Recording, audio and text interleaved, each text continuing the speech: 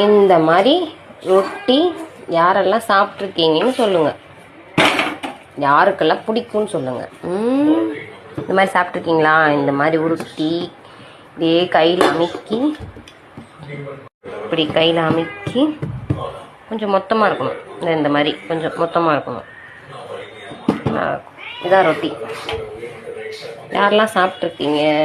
இது கோதுமை மாவு, மைதா மாவுலலாம் செய்யலாம். எனக்கு ரொம்ப பிடிக்கும். எங்கள் அம்மா சொல்லி கொடுத்தாங்க. இந்த மாதிரி ரொட்டி யாரெல்லாம் சாப்பிட்ருக்கீங்கன்னு சொல்லுங்க. இந்த ரொட்டி யாரெல்லாம் சாப்பிட்டீங்கன்னு கமெண்ட் பண்ணுங்க, தெரிஞ்சுக்கிறேன். பாய்.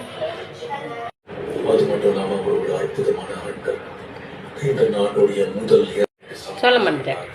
அது கறி குழம்புக்கு, மீன் குழம்புக்கு, சாம்பாருக்கு சூப்பராக இருக்கும். நீங்களும் செஞ்சு பாருங்க.